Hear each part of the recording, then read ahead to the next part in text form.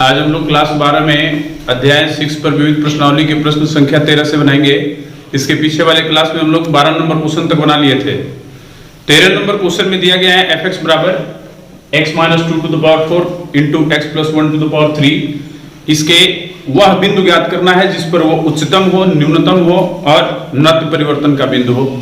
हम लोग यहाँ पर सबसे पहले ध्यान देंगे, इसको पहले अवकलन करेंगे x के सापेक्ष अवकलन करने पर f' equal to u into v के रूप में अवकलन होगा। इसका अवकलन होगा तो क्या हो जाएगा 4 इंटू x - 2 के पावर 3। फिर इंटू में इसका अवकलन होगा तो x का हो जाएगा 1 और 2 का हो जाएगा 0। इंटू में रहेगा ये x plus 1 के पावर 3, फिर प्लस ये इंटू में हो जाएगा x - 2 के पावर 4 और इसका अवकलन होगा 3 इंटू x plus 1 के पावर 2 इंटू में फिर इसका होगा x का 1 हो जाएगा और 1 का 0 इक्वल टू हम लोग लिखेंगे 4 x - 2 के पावर 3, ये 1 - 0 1 होगा। फिर हम लोग लिखेंगे x plus 1 के पावर 3, ये हो जाएगा x - 2 के पावर 4 इंटू 3 को हम लोग शुरू में भी लिख सकते हैं यहाँ पर। फिर हो जाएगा हमारा x plus 1 के पावर 2। इसमें हम लोग लिख रहे हैं दोनों पार्ट में x - 2 के पावर 3 और x plus 1 के पावर 2 कॉमन है। हम लोग निकाल लेंगे x - 2 के पावर 3 इंटू x plus 1 के पावर 2 हम लोग निकाल लेंगे इसमें से। तो ये बचा 4 और ये बचा x plus 1, फिर इसमें बचा 3 और इसमें बचा x - 2। ठीक है, उसके बाद हम लोग लिखते हैं x - 2 के पावर 3 इंटू x plus 1 का होल स्क्वायर। 4 से मल्टीप्लाई कर देंगे 4x plus 4 plus 3x - 6। हमको क्या प्राप्त हो गया x - 2 के पावर 3 इंटू x plus 1 के पावर 2, ये मिल गया हमको 4x और 3x 7x और प्लस 4 - 6 - 2। अब हम लोग यहाँ पर लिखेंगे कि चूंकि उच्चतम और न्यूनतम के लिए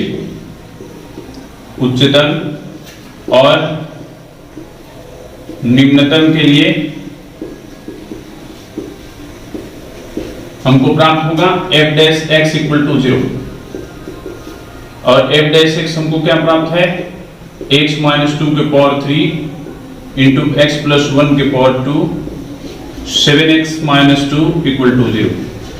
हम लोग देख रहे हैं कि इसके बराबर यदि 0 करेंगे तो x बराबर 2 मिलेगा, इसके बराबर 0 करेंगे तो -1 मिलेगा और इसके बराबर 0 करेंगे तो 2/7 मिलेगा। हम लोग प्रथम अवकलज परीक्षण का प्रयोग करेंगे तो लिखेंगे यहां पर f' का चिन्ह योजना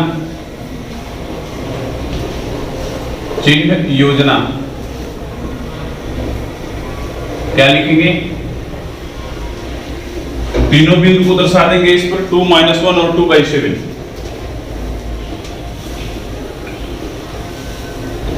ठीक है, फिर उसके बाद इसके आसपास के बिंदुओं पर हम लोग चेक करेंगे इसका चिन्ह f' जो हम लोग निकाले हुए हैं।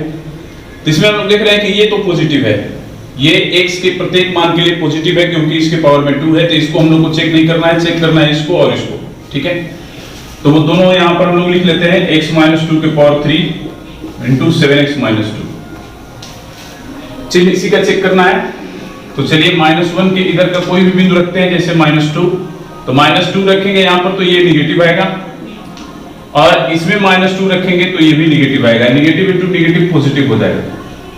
फिर उसके बाद -1 के दाहिनी ओर का कोई बिंदु रखेंगे, जैसे 0, तो 0 इसमें रखेंगे तो ये माइनस आएगा और इसमें 0 रखेंगे तो ये भी माइनस आएगा, यानी कि पॉजिटिव होगा।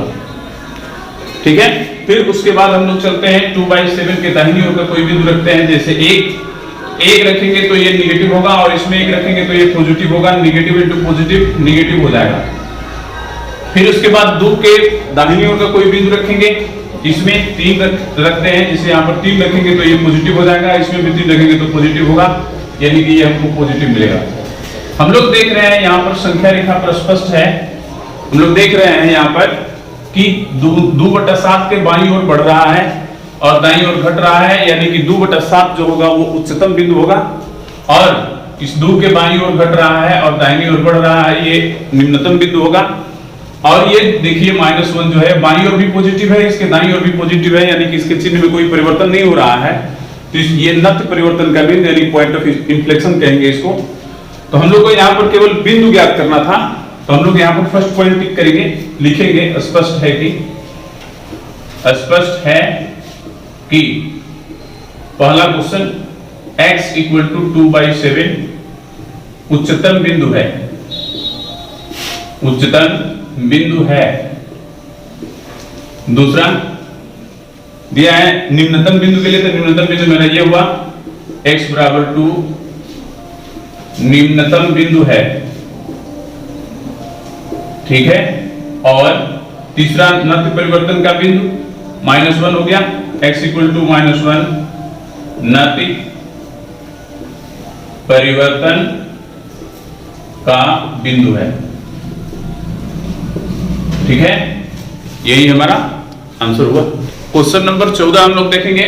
यहां पर fx बराबर दिया है cos² x + sin x। यहां पर एक इंटरवल दिया गया है 0 से पाई, और बोल रहा है कि फलन का निरपेक्ष उच्चतम और निरपेक्ष निम्नतम मान, यानी एब्सोल्यूट मैक्सिमम और एब्सोल्यूट मिनिमम हम लोग को वैल्यू ज्ञात करनी है इसका। तो उसी तरह ज्ञात करेंगे जैसे हम लोग बाकी फलनों का करते हैं। अवकलन करेंगे इसको x के सापेक्ष, लिखेंगे हम लोग x के सापेक्ष अवकलन करने पर हम लोग लिखेंगे f' = cos² x का करेंगे 2 cos x इंटू में फिर cos x का क्या होगा -sin x, और फिर प्लस में sin x है उसका अवकलन क्या होता है cos x। हम लोग को क्या मिल गया -2 cos x into sin x plus cos x। यहां पर हम लोग क्या करेंगे cos x कमन कर लेंगे, दोनों में cos x कमन है, तो -2 sin x + 1 मिल जाएगा। अब हम लोग यहां पर लिखेंगे कि चूंकि उच्चतम और निम्नतम के लिए, उच्चतम और निम्नतम के लिए, ठीक है, क्या मिलेगा f' = 0, और f' हमको क्या मिला है cos x into -2 sin x + 1 = 0। हम लोग ये फैक्टर तो यहां पर लिख चुके हैं, दो फैक्टर है, फर्स्ट है cos x और सेकंड है -2 sin x + 1, दोनों को बारी बारी से 0 करेंगे। तो यहां पर हम लोग देखिए cos x बराबर यदि हम लोग 0 कर रहे हैं तो ये cos π/2 का मान है, तो यहां पर हमको x बराबर π/2 मिल गया, और यदि -2 sin x + 1 = हम लोग 0 कर रहे हैं तो यहां पर क्या मिल रहा है, ये देखिए यदि -2 sin x को हम लोग उधर करेंगे तो पॉजिटिव हो जाएगा, तो 2 sin x = 1 हो जाएगा, तो या sin x बराबर हमको मिल जाएगा 1/2, और हम लोग जानते हैं कि sin में 1/2 जो होता है वो 30 डिग्री का मान होता है, यानी कि sin π/6 का, तो हम लोग लिख देंगे यहां पर sin π/6, तो x बराबर हमको क्या मिल गया π/6। अब ध्यान रखना है यहां पर कि मेरा इंटरवल भी है, इसका एंड पॉइंट हम लोग ले लेंगे अंत्य बिंदु 0.5, और दो क्रिटिकल पॉइंट हमको मिला, एक π/2 और एक π/6। इंटरवल का क्वेश्चन हम लोग पीछे बनाना सीख चुके हैं। इन्हीं चारों बिंदुओं पर, यानी कि इन्हीं चारों x के मान पर हम लोग इसका fx का मान ज्ञात करेंगे। तो सबसे पहले हम लोग लिखेंगे यहां पर कि f0 इंटरवल का फर्स्ट पॉइंट, इसमें लिखेंगे cos² 0 + sin 0। हम लोग देख रहे हैं कि cos² 0 का मतलब cos 0 डिग्री का मान 1 होता है, स्क्वायर करेंगे तो भी 1 होगा, और sin 0 का मतलब 0 = 1। फिर उसके बाद हम लोग लिखेंगे f π/6, पहले लिख लेते हैं, तो π/6 रखेंगे तो क्या मिलेगा cos² π/6 + sin π/6। यही मान हम लोग फिर इसी फंक्शन में रखें, cos π/6 का मतलब cos 30 डिग्री, और cos 30 डिग्री का क्या मान होता है √3/2, इसका स्क्वायर कर लेंगे, और sin π/6 का मतलब क्या होता है 1/2, तो यहां पर हम लोग 1/2 कर लेंगे, स्क्वायर करेंगे इसका 3/4 मिलेगा, और ये है 1/2, हम लोग एलसीएम ले लेंगे 4, क्या मिलेगा 3 + 2 = 5/4, ठीक है। फिर उसके बाद हम लोग लेते हैं π/2 पर, एक π/2 हमको मिला हुआ है एक पॉइंट, ये मान फिर इसी में रखेंगे, cos square pi by 2 plus sine pi by 2। और हम लोग जानते हैं कि cos पाई बाई 2 का मान 0 होता है, तो 0 का स्क्वायर करेंगे तो भी 0 होगा, और sin पाई बाई 2 का मान 1 होता है, तो यहां पर जोड़ेंगे 1 हो जाएगा। और लास्ट वाला मान हमारा ये है इंटरवल का लास्ट वाला पॉइंट f पाई, तो क्या मिल गया, cos square pi plus sin पाई। और हम लोग जानते हैं कि cos पाई का मान -1 होता है, तो -1 यहां पर हम लोग रखेंगे, और sin पाई का मान हम लोग जानते हैं 0 होता है, तो 0 रखेंगे, तो हमको क्या प्राप्त हो जाएगा, 1 + 0 = 1। हम लोग को बोल रहा है इस क्वेश्चन में ज्ञात करने के लिए निरपेक्ष उच्चतम और निरपेक्ष निम्नतम मान ज्ञात कीजिए। तो हम लोग देख रहे हैं कि इन चारों पॉइंट में सबसे उच्चतम मान यही मेरा मिल रहा है 5/4, ये 1 से बड़ा है। बाकी जो सारा मान हमको प्राप्त हो रहा है वो तीनों मान हमको 1 ही प्राप्त हो रहा है, यानी कि न्यूनतम मान हमारा 1 हो गया और उच्चतम मान जो है वो 5/4 मिला।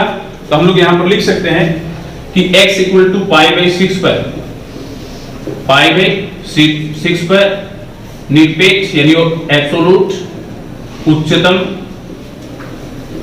मान बराबर 5/4, और x के 3 मान पर हमको न्यूनतम मान प्राप्त हुआ है, तो लिखेंगे तीनों को 0, π/2 और पाई, 0, π/2 और पाई पर निरपेक्ष न्यूनतम मान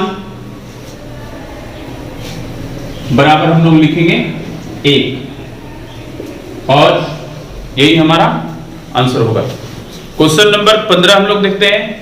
क्वेश्चन नंबर 15 में दिया गया है कि सिद्ध कीजिए कि r त्रिज्या, छोटा r दिया है, स्मॉल लेटर r त्रिज्या के गोले के अंतर्गत शंकु है और इसका आयतन जो है उनको उच्चतम दिखाना है, और हमको सिद्ध भी करना है कि शंकु की ऊंचाई 4r/3 है। ठीक है, हम लोग 4r/3 हम लोग को ऊंचाई h बराबर, क्योंकि शंकु की ऊंचाई हम लोग h लिए हैं, हम लोग को ये सिद्ध करना है 4r/3, और कब, जब इसका शंकु का आयतन उच्चतम होगा तब। तो सबसे पहले हम लोग क्या करेंगे कि यहाँ पर देखिए हम लोग फिगर बना लिए हैं, इसके अंतर्गत एक शंकु लिखे हैं, इसमें जो गोला की त्रिज्या स्मॉल r दिया गया है उसको हम लोग लिख लिए हैं, ये भी O से A तक त्रिज्या होगी और O से C तक भी हम लोग मिला दिया है, ये भी त्रिज्या होगी। यहाँ पर हम लोग शंकु की त्रिज्या बड़ा R लिए हैं और ऊंचाई h लिए हैं। तो यहाँ पर सबसे पहले हम लोग लिखेंगे R का मान हमको निकालना है, तो पहले हम लोग OD निकालेंगे।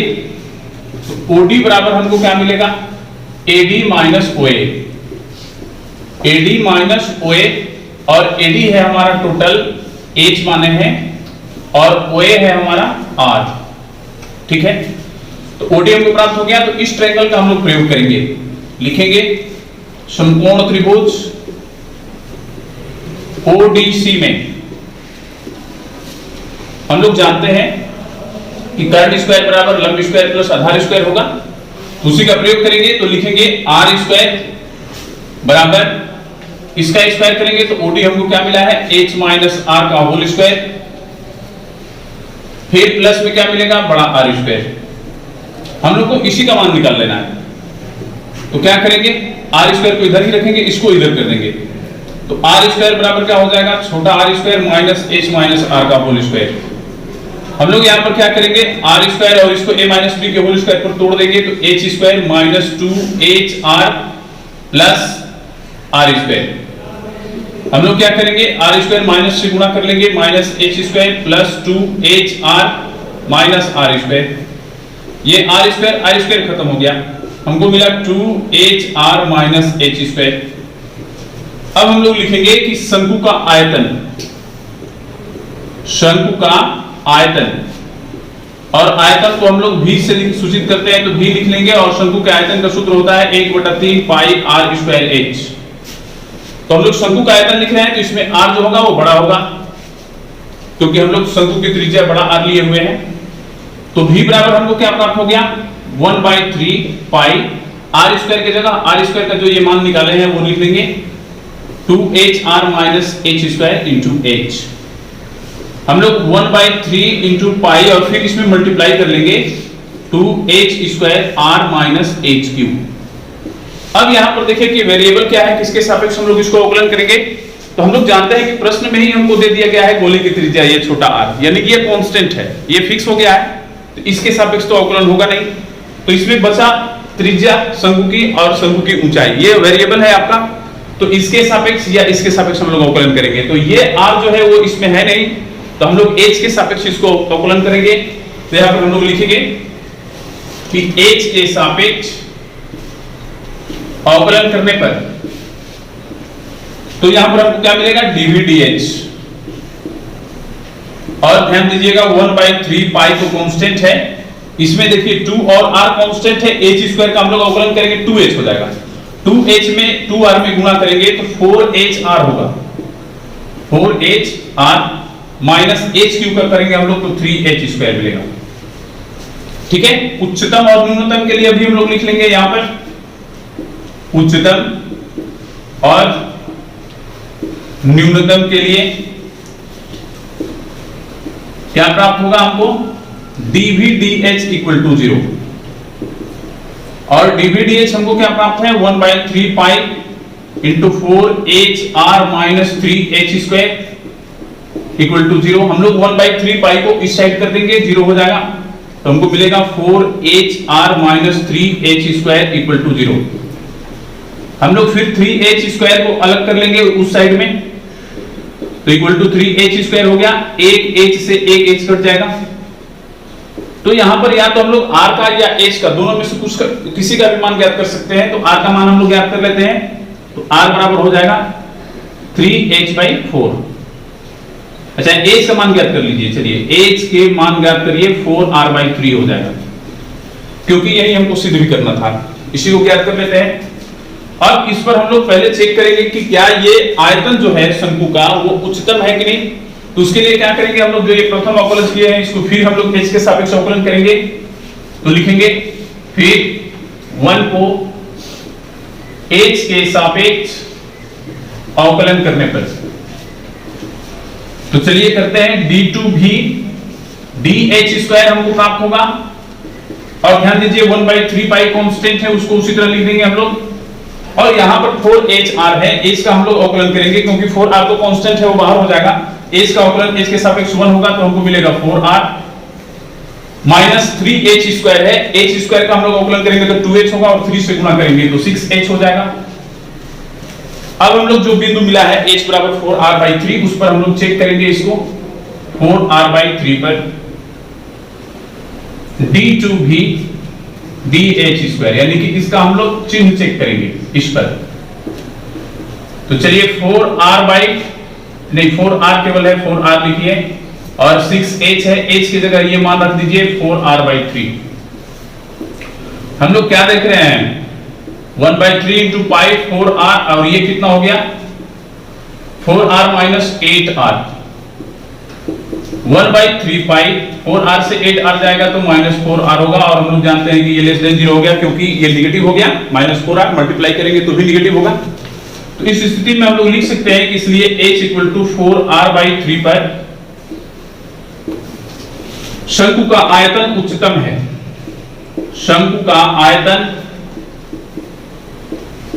उच्चतम है, और हम लोग जानते हैं कि यदि उच्चतम है तो हमको क्या सिद्ध करना है, सिद्ध करना है कि शंकु की ऊंचाई, इसमें दिया गया है शंकु की ऊंचाई 4r/3 है, वो हम लोग ज्ञात कर चुके हैं, और लिख देंगे हम लोग, और h बराबर 4r/3, यही हमको प्रूव करना था। ठीक है, क्वेश्चन नंबर 16 हम लोग देखते हैं। 16 में हम लोग को दिया गया है कि कोई फलन f ये क्लोज्ड इंटरवल ab पर परिभाषित है। हम लोग जानते हैं परिभाषित का मतलब क्या होता है, कि उस इंटरवल में वो जो फंक्शन है वो संतत भी है, और उसी इंटरवल के ओपन इंटरवल में वो अवकलनीय भी है। तो हम लोग सबसे पहले इसको लिख लेते हैं कि चूंकि AB पर एक परिभाषित है, पहले जो क्वेश्चन में दिया गया है हम लोग को वो लिख लेते हैं, परिभाषित है, इसका अर्थ ये निकलेगा कि इसलिए AB में f अवकलनीय, AB में f अवकलनीय, और इसी के ओपन इंटरवल AB में f संतत होगा। ठीक है, हम लोग पीछे पढ़े हुए हैं इस चीज को, उसी के अनुसार उसी के आधार पर हम लोग यहाँ पर लिखे। हम लोग को क्या सिद्ध करना है, ये देखिए ये फलन इस प्रकार है कि f dash x greater than 0 है, और हम लोग को सिद्ध करना है कि ओपन इंटरवल AB में f जो है वो निरंतर वर्धमान फलन है, ये हम लोग को सिद्ध करना है यहाँ पर। तो सबसे पहले यहाँ पर हम लोग क्या करेंगे कि दिए गए इंटरवल का कोई दो बिंदु मान लेंगे हम लोग, x1 x2 element of AB। अब यहां पर हम लोग देखते हैं कि यदि रोलेस थ्योरम का प्रयोग करना चाहेंगे तो रोलेस थ्योरम का प्रयोग यहां पर नहीं होगा, क्योंकि हम लोग को रोलेस थ्योरम में 3 शर्त था जिसमें 2 ही शर्त केवल यहां पर दिया गया है। तो 2 शर्त हम लोग जानते हैं मीन वैल्यू थ्योरम यानी मध्यमान प्रमेय में है, तो मध्यमान प्रमेय का प्रयोग हम लोग कर सकते हैं। तो यहां पर लिखेंगे कि इसलिए मध्यमान प्रमेय से, मध्यमान प्रमेय से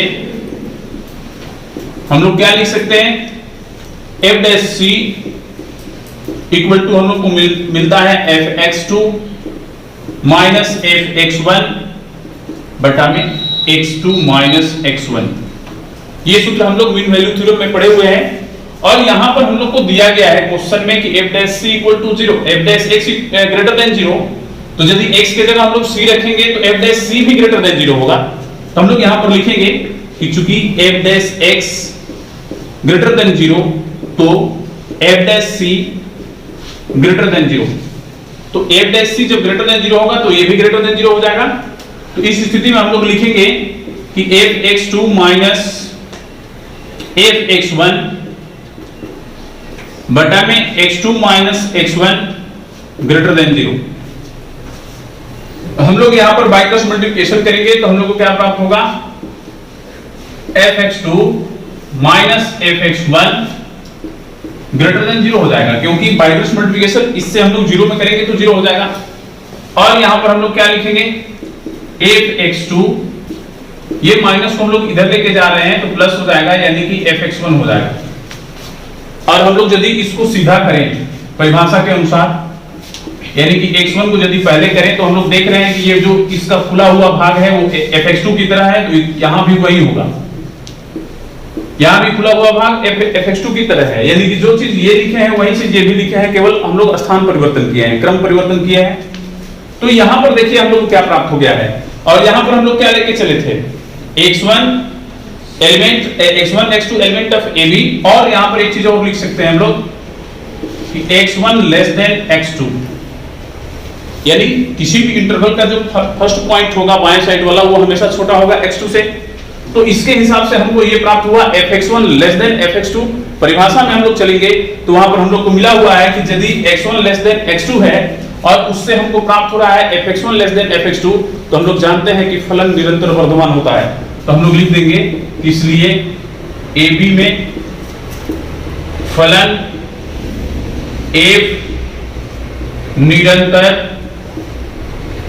वर्धमान है, ये हमको सिद्ध करना था, और यही हम लोग को सिद्ध करना था। ठीक है, अब हम लोग क्वेश्चन नंबर 17 देखेंगे। यहां पर देखिए 17 में दिया गया है हम लोग को सिद्ध कीजिए कि R त्रिज्या वाले, कैपिटल R दिया गया है, गोले के अंतर्गत अधिकतम आयतन के बेलन की ऊंचाई 2r/√3 है, और अधिकतम आयतन बोल रहा है ज्ञात करने के लिए। तो सबसे पहले देखिए गोला हम लोग बनाए हैं, इसमें एक बेलन ले लिए हैं, बेलन का नाम दे दिया है ABCD, और यहाँ पर गोला की त्रिज्या हम लोग दिखाए हैं कैपिटल R से, और बेलन का जो त्रिज्या है, सिलेंडर का जो रेडियस R से दिए है और उसका हाइट h लिखे हैं। हम लोग यहाँ पर लिख भी दिया है कि बेलन ABCD की त्रिज्या R और ऊंचाई h है। प्रश्न से गोले की त्रिज्या R हम लोग को दी गई है, इसका मतलब कि जो चीज दिया गया होता है वो कांस्टेंट होता है, तो ध्यान दीजिएगा कि ये कांस्टेंट है। और हम लोग जानते हैं कि सबसे पहले इसमें हम लोग को बेलन के आयतन को उच्चतम दिखाना है, और हम लोग को सिद्ध भी करना है कि बेलन की ऊंचाई 2r/√3 है और बेलन का आयतन भी ज्ञात करना है। तो उसके लिए सबसे पहले हम लोग देखेंगे कि इसकी ऊंचाई है EF बेलन की, और बेलन की ऊंचाई का ठीक मध्य बिंदु होता है गोला का केंद्र, क्योंकि गोला के अंदर जो भी हम लोग बेलन डालेंगे ऊपर से जितना दूरी पर होता है नीचे से भी उतना ही दूरी पर होता है। इसका मतलब कि ये पार्ट और ये पार्ट सेम होता है। तो यदि इसका हाइट हम लोग h लिए हैं तो ये h/2 हो जाएगा और ये भी h/2 हो जाएगा। तो हम लोग यहाँ पर लिखेंगे कि चूंकि EF बराबर h, इसलिए OE बराबर OF बराबर h/2। ध्यान रखना है कि ये h/2 हो गया मेरा और ये भी हो गया h/2। ठीक है, फिर हम लोग इस समकोण त्रिभुज का हम लोग प्रयोग करेंगे, लिखेंगे समकोण त्रिभुज OEC में हम लोग जानते हैं कर्ण स्क्वायर बराबर लंब स्क्वायर प्लस आधार स्क्वायर। तो कर्ण हमारा है r, लंब है हमारा h/2 और आधार है हमारा r। और हम लोग जानते हैं कि बेलन की आयतन जो होता है वो बेलन का आयतन पाई r स्क्वायर h होता है। तो बेलन का त्रिज्या हम लोग r लिया है, तो इसी का मान हम लोग ज्ञात करेंगे r स्क्वायर का। तो हम लोग क्या लिखेंगे, r स्क्वायर बराबर इसको इधर कर देंगे, तो r स्क्वायर माइनस h/2 का होल स्क्वायर बराबर हम लोग को क्या प्राप्त हो जाएगा, r square minus h square by 4। अब हम लोग लिखेंगे बेलन का आयतन v बराबर यहां पर लिख देते हैं पाई r स्क्वायर h। और हम लोग जानते हैं यहां पर कि r स्क्वायर का मान हम लोग निकाले हुए हैं, तो लिख देंगे यहां पर r square minus h square by 4 into में h है, h से मल्टीप्लाई कर देंगे हम लोग को, तो क्या मिल जाएगा r square h minus h cube बटा में 4। ये हमारा वो फंक्शन प्राप्त हो गया जिसको हम लोग को उच्चतम दिखाना है।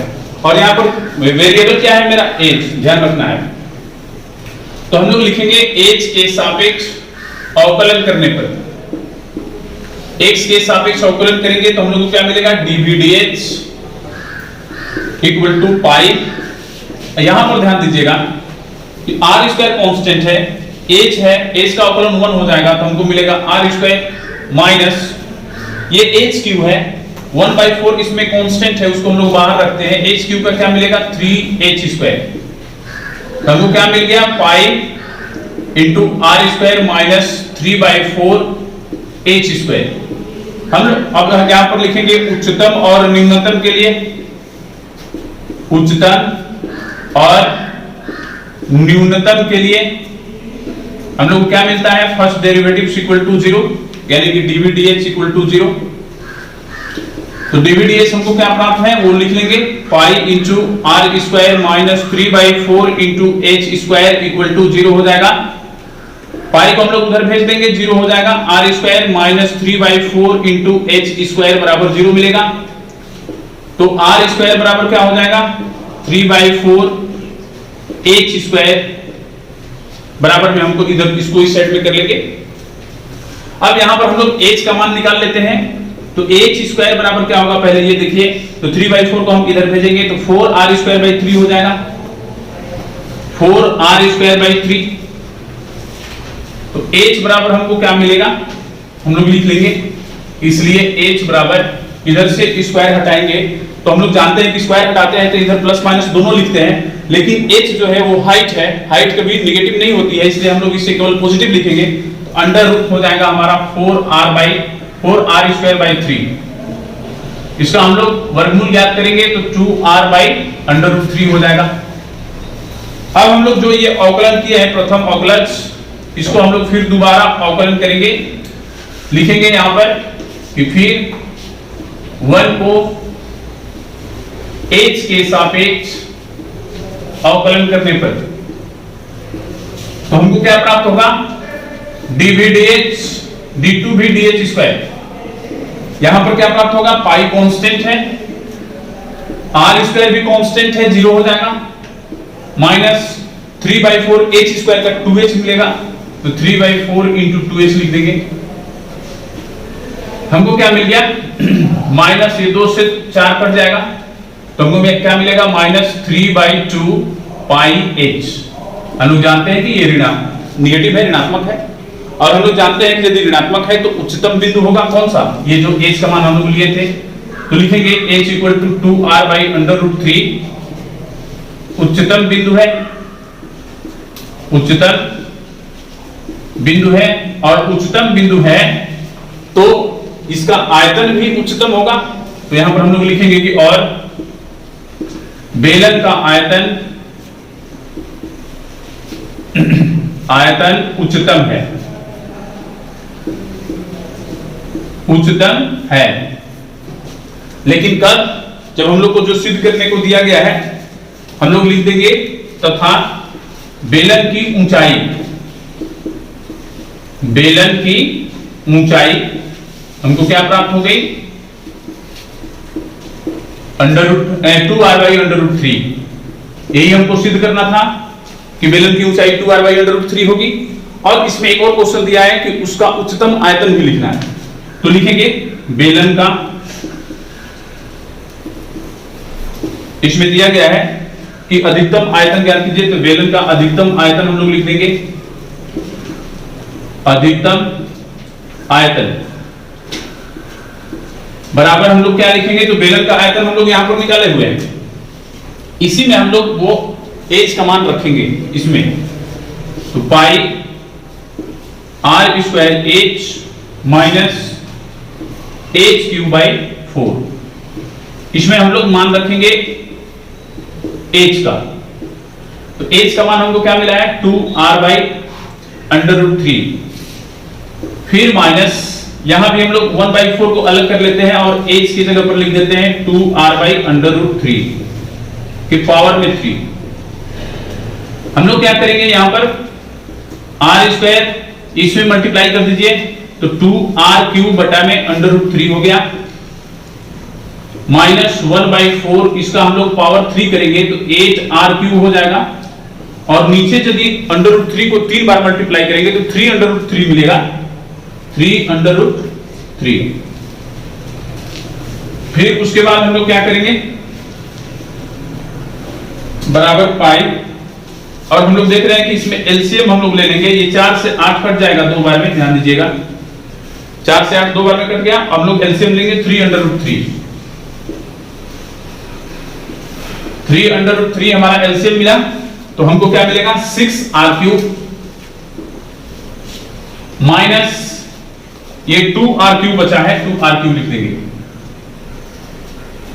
इक्वल टू क्या मिलेगा, पाई इंटू 6r³ से 2r³ घटेगा तो 4r³/3√3। तो हम लोग इसको ऐसा लिख सकते हैं 4/3√3 पाई r³, यही हमारा आंसर होगा।